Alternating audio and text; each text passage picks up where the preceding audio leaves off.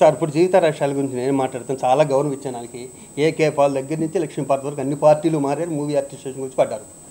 ఓకేనా, ఇక్కడన్నా 2 ఏళ్ళు శుభ్రంగా చేయమని చెప్తా. ఇది నేనేం చేస్తాను, దీని గురించి ఆవిడ గురించి ఏం మాట్లాడతాను చెప్పండి. అనుభవం తక్కువ. ఆవిడ నేను మాట్లాడుతుంది. ఇప్పుడు మీరు చెక్కుల మీద సంతకం పక్కన సెక్రటరీ ఉన్నారు. సెక్రటరీ కూడా చెప్పలేదమ్మా నేనే జనరల్ సెక్రటరీ అని. ఆయన జనరల్ సెక్రటరీగా ఆఫీస్ పనులని ఆయనే చూసుకోవాలిగా.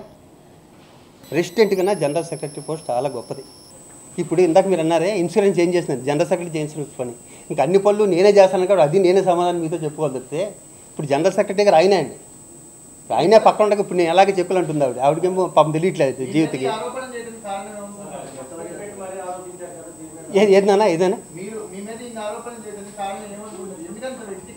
వ్యక్తిగతంగా ఆరోపణలు చేయడానికి నాకు జీవిత గారు ఒకసారి ఫోన్ చేసి శ్రీరెడ్డి గారి విషయంలో కానీ డ్రగ్స్ విషయంలో కానీ నువ్వు సరిగ్గా స్పందించలేదు అన్నారు. తల్లి యూట్యూబ్లు చూడమ్మా, డ్రగ్స్ విషయంలో నేను స్పందించినట్టు నాకు తెలిసి నేను ఉన్న ప్లేస్లో ఏ ప్రెసిడెంట్ స్పందించడు.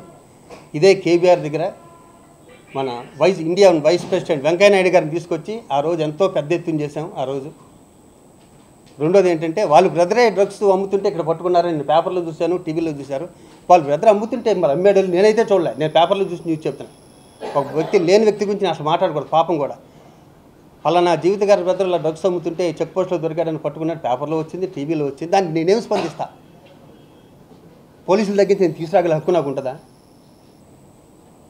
దాన్ని నాదే శ్రీరెడ్డి గారి విషయం ఇవ్వద్దని కామ్గా ఉండడానికి ఇవ్వద్దని జనరల్ సెక్రటరీ గారు చెప్పారు. మెంబర్షిప్ ఇవ్వద్దు అనుకున్నాం. ఇంకో చోట నుంచి పెద్ద నుంచి ఎమ్మాని వచ్చింది. నా ప్లేస్లో మీరుంటే మీరు ఏం చేస్తారు చెప్పండి. పోనీ ఒక అవతల నుంచి అడిగింది ఒక అమ్మాయి, ఇమ్మని ఒకరు చెప్తారు, ఇస్తే రాజీనామా చేస్తామని ఒకరు చెప్తారు, ఇవ్వకపోతే ఊరుకోమని ఇంకొకరు చెప్తారు. ఆ కన్ఫ్యూజు అప్పుడున్న సిచ్యువేషన్లో అప్పుడు ఆ అమ్మాయి చేసిన ప్రభుత్వంలో అప్పుడు నేనున్న మెంటల్ బ్యాలెన్స్లో అప్పుడు ఏం చేయాలో అందరూ కన్ఫ్యూజన్లో ఉన్నాం. ఆ జరిగిన పొరపాటు నాకు జీవిత గారు చెప్పడం అంటే ఆ రెండు నన్ను మనక్షోభానికి గురి చేసినాయి కాబట్టి నేను ప్రెసిడెంట్గా నుంచుందాం అనుకుంటున్నాను అన్నారు. మరి ఈ వ్యక్తికి స్త్రీల మీద అంత గౌరవం ఉండి జనరల్ సెక్రటరీ ఆమెనే ప్రెసిడెంట్గా చేయొచ్చుగా. ఇప్పుడు నరేష్ గారు జీవిత గారినే చేయొచ్చుగా ప్రెసిడెంట్. మేమందరం తప్పుకునే వాళ్ళం డెఫినెట్గా. అదే అంత ప్రేమ ఉంటే